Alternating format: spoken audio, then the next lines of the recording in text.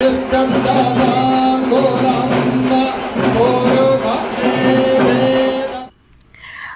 আমি আপনাদের নিয়ে যাচ্ছি রথতলা বেলঘরিয়ার স্নানযাত্রা উৎসবে।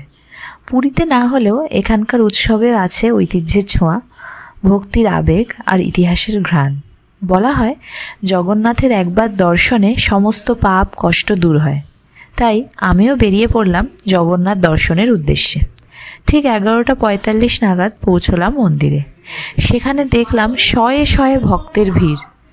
জানেন কি কেন জগন্নাথ দেবকে একদিনে 108টি কলসির জল দিয়ে স্নান করানো হয়, আর কেনই বা তিনি স্নানের পর অসুস্থ হয়ে পড়েন? আসুন আজ সব জানি।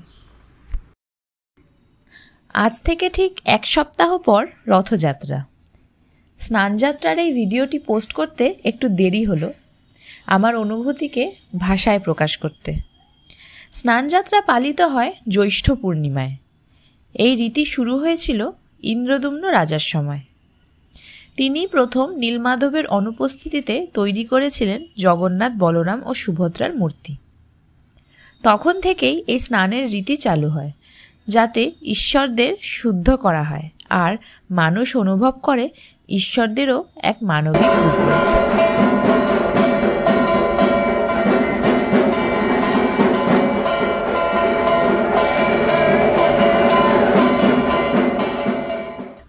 আমি মন্দিরে প্রবেশ করার পরেই অনেকক্ষণ ধরে অনেক আয়োজন হলো। প্রভুকে আহার প্রদান ও পুজো সম্পন্ন হলো।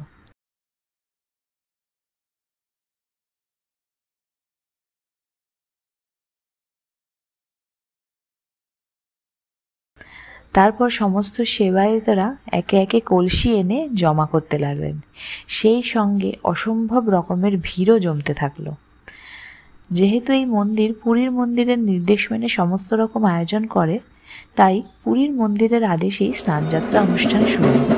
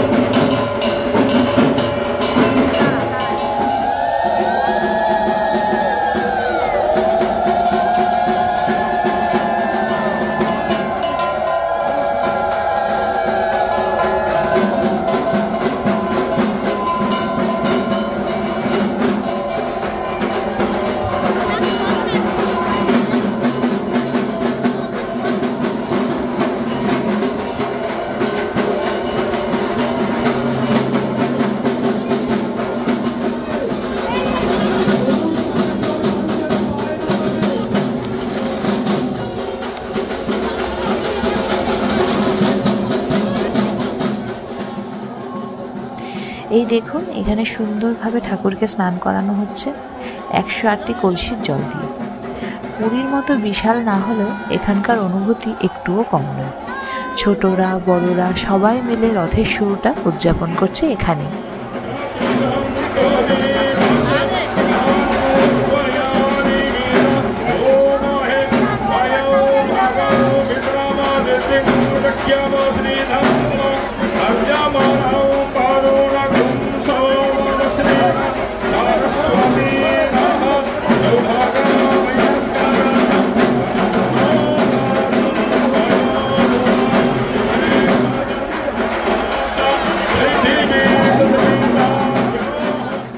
আটটি কলস দিয়ে বিগ্রহগুলোকে স্নান করানো হয়। স্নান পর্বের সমাপ্তির পর জগন্নাথ ও বলরামকে গণেশের রূপে সাজানোর জন্য হস্তিমুখ বিশিষ্ট মস্তকাবরণী পরানো হয়। জগন্নাথের এই রূপটিকে বলা হয় গজবেশ। প্রথাগত বিশ্বাস অনুসারে স্নানযাত্রার পর জগন্নাথ অসুস্থ হয়ে পড়েন। এই সময় তাকে রাজবৈদ্যের চিকিৎসাধীনে গোপনে একটি সংরক্ষিত কক্ষে রাখা হয়। জগন্নাথের এই অসুস্থতার পর্যায়টি অনশন নামে পরিচিত। এই সময় ভক্তেরা দেবতার দর্শন পান না। তাদের দর্শনের জন্য বিগ্রহের পরিবর্তে মূল মন্দিরে 3টি পটচিত্র রাখা হয়।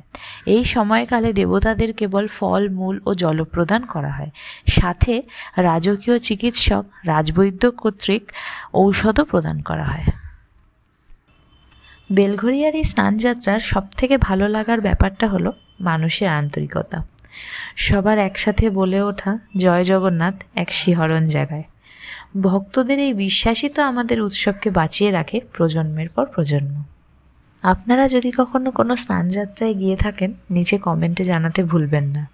ভিডিওটি ভালো লাগলে লাইক করুন এবং রথযাত্রা পরবর্তী ভিডিওর জন্য সাবস্ক্রাইব কিন্তু করতেই হবে, কারণ পরের ভিডিওয়ে আমি আপনাদের নিয়ে যাব রথতলা থেকেই রথের দিনে ঠাকুরের রথযাত্রা দেখতে। ততক্ষণে জয় জগন্নাথ।